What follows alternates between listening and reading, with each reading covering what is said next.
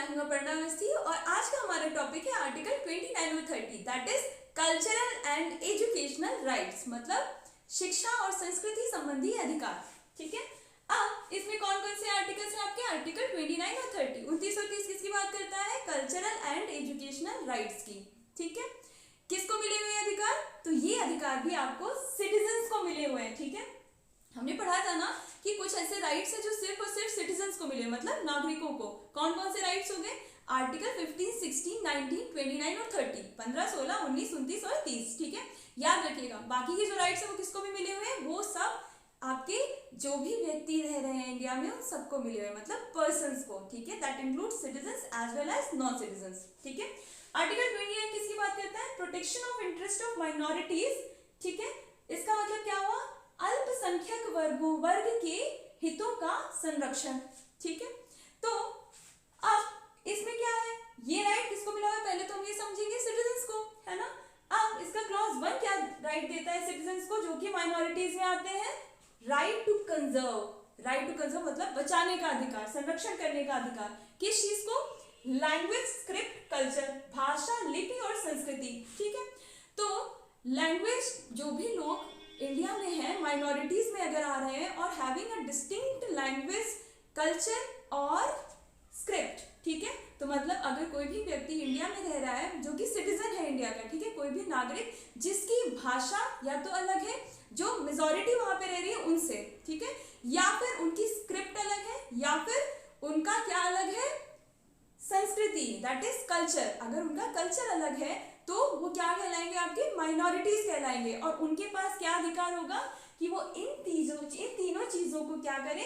Conserve कर सकें। ठीक है, तो माइनॉरिटीज के पास ये अधिकार होगा कि वो अपनी जो उनकी डिफरेंट डिस्टिंक्ट लैंग्वेज है या स्क्रिप्ट है या कल्चर है उसको प्रोटेक्ट कर रख सकें। ठीक है, उसको कंजर्व करके रख सकें। अब आर्टिकल 29 क्लॉज 2 क्या बात करता है? 29 क्लॉज 2 कहता है नॉन डिस्क्रिमिनेशन। ठीक है, तो किस चीज की? कि भेदभाव नहीं किया जाएगा। हमने आर्टिकल 15 भी पढ़ा था ना। अब भेदभाव किस चीज के लिए? किसी भी एजुकेशनल इंस्टीट्यूशन में एडमिशन से रिलेटेड। ठीक है, तो अगर कोई भी एजुकेशनल इंस्टीट्यूशन है वहां पर आपके साथ भेदभाव नहीं किया जाएगा। किन ग्राउंड्स पर? तो ग्राउंड्स आपके दिए गए रिलीजन, रेस, कास्ट, लैंग्वेज। ठीक है, तो रिलीजन धर्म, रेस मूल वंश, कास्ट जाति और लैंग्वेज मतलब भाषा। इन 4 ग्राउंड्स पर या फिर एनी ऑफ देम लिखा हुआ है उसके बाद में। ठीक है, तो इन चारों ग्राउंड्स पर क्या नहीं किया जाएगा? आपके साथ कोई भी डिस्क्रिमिनेशन नहीं किया जाएगा। ठीक है, भेदभाव नहीं किया जाएगा। किस चीज में? किसी भी एजुकेशनल इंस्टीट्यूशन में एडमिशन के लिए। ठीक है, अगर आप एडमिशन लेने जाएंगे तो आपको दिया जाएगा। आपसे ये नहीं कहा जाएगा कि आप हमारी भाषा नहीं बोलते इसलिए हम आपको नहीं लेंगे। ठीक है, कौन कौन से एजुकेशनल इंस्टीट्यूशंस लेकिन इसमें आएंगे? तो वो एजुकेशनल इंस्टीट्यूशंस जो या तो मेंटेन किए जा रहे हैं स्टेट के द्वारा, मतलब राज्य के द्वारा या तो मेंटेन किए जा रहे हैं, या फिर जिनको एड मतलब सहायता मिल रही है स्टेट फंड से, मतलब राज्य जो है वो उनकी जो फंडिंग कर रहा है, अगर राज्य कर रहा है तो वहां पर आपके साथ कोई भी डिस्क्रिमिनेशन नहीं किया जाएगा। ठीक है, अब इसको लाने का रीजन क्या था? क्योंकि आर्टिकल 30 क्या करता है? अभी हम पढ़ेंगे। आर्टिकल 30 में माइनॉरिटीज को एक अपना कोई भी एजुकेशनल इंस्टीट्यूशन इस्टेब्लिश और एडमिनिस्टर करने का अधिकार मिला हुआ है। ठीक है, लेकिन वहां पर वो अपने लोगों को, मतलब जो माइनॉरिटी क्लास है उनको तो लेंगे, लेकिन वो किसी और व्यक्ति को मना नहीं कर सकते हैं, डिस्क्रिमिनेट नहीं करेंगे इस ग्राउंड पर कि वो उनका रिलीजन डिफरेंट है या फिर उनका कास्ट डिफरेंट है या उनकी रेस डिफरेंट है या फिर उनका लैंग्वेज डिफरेंट है। ठीक है, क्लियर हो गया ये? अब हम लोग देखेंगे आर्टिकल 30। उससे पहले देखते हैं माइनॉरिटीज क्या होते हैं। तो माइनॉरिटीज में वो कोई भी व्यक्ति आ जाएगा, अल्पसंख्यक में वो कोई भी व्यक्ति होगा जो वहां के 50% से ऊपर नहीं है। ठीक है, जो भी वहां की पॉपुलेशन है उसमें अगर वो 50% से नीचे आ रही है, ठीक है, या 40% है, 45% या फिर 30, कभी कभी 10, कभी 5%, अगर ऐसे फॉर्म कर रही है तो फिर वो क्या होगी? माइनॉरिटी। ठीक है, तो माइनॉरिटीज आप समझ गए। ये टीएमए पाई फाउंडेशन का जो आपका केस था उसमें ये चीज कही गई थी कि जो भी लोग 50% से ऊपर नहीं है, जो भी 50% से नीचे है, वो माइनॉरिटी क्लास मानी जाएगी। ठीक है, तो फॉर एग्जाम्पल अगर कोई स्टेट है वहां पे एक पर्टिकुलर लैंग्वेज बोली जाती है, लेकिन वहां पर कुछ एक ऐसा वर्ग है, कुछ लोगों का ऐसा वर्ग है जो कोई और लैंग्वेज बोलते हैं जो उनको समझ में नहीं आ रही है। ठीक है, मतलब जो it's not easy to understand for other people, तब क्या होगा? तब वो माइनॉरिटी माने जाएंगे, ठीक है, और उनके पास पूरा अधिकार होगा कि वो क्या कर सकते हैं, वो अपनी लैंग्वेज, स्क्रिप्ट या कल्चर को प्रिजर्व करने के लिए क्या करें, एजुकेशनल इंस्टीट्यूशन इस्टेब्लिश करें। क्योंकि सबसे अच्छा तरीका तो यही होता है ना किसी भी कल्चर को या भाषा को या लिपि को प्रोटेक्ट करने का, कि वो अपना क्या करें, एक शैक्षणिक संस्थान खोल दें, है ना। तभी तो हम सिर्फ अपने आप को और ज्यादा अपनी जो हमारी आने वाली जनरेशन है उनको उस चीज का नॉलेज दे पाएंगे, है ना। तो सबसे अच्छा तरीका है अपनी संस्कृति को बचाने का, ठीक है। तो ये अधिकार आपको समझ में आ गया। अब आर्टिकल 30 क्या बात करता है, right of minorities to establish and administer educational institution, ठीक है। तो मैंने बोला था ना अभी कि हमें अपनी संस्कृति को बचाने का सबसे अच्छा तरीका क्या होता है कि हम कोई शैक्षणिक संस्थान खोल दें उसके लिए, ठीक है। तभी तो हम बचा सकेंगे, क्योंकि हम अपनी आगे आने वाली जनरेशन को वो जो नॉलेज है हमारा, हम उसको देंगे उनको, ठीक है। फिर वो अपनी जनरेशन को देंगी, ऐसे ही करके हमारा कल्चर प्रोटेक्ट किया जा सकता है सिर्फ, ठीक है। तो अब उसके लिए क्या, आर्टिकल 29 में हमने ये अधिकार तो दे दिया कि उनको अपने लैंग्वेज, स्क्रिप्ट और कल्चर को बचाने का अधिकार है, ठीक है। लेकिन कैसे बचाएंगे, वो अधिकार दिया है आपके आर्टिकल 30 में, ठीक है।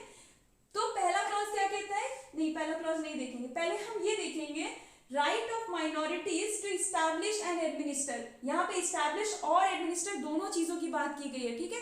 इस्टेब्लिश करने का मतलब क्या हो गया कि हमने कोई भी एजुकेशनल इंस्टीट्यूशन क्या किया, हमने स्थापित कर दिया, ठीक है, कि यहाँ पर ये पर्टिकुलर लैंग्वेज या फिर कल्चर या फिर रिलीजन की स्टडी होगी, ठीक है, वो चीज आपकी होगी।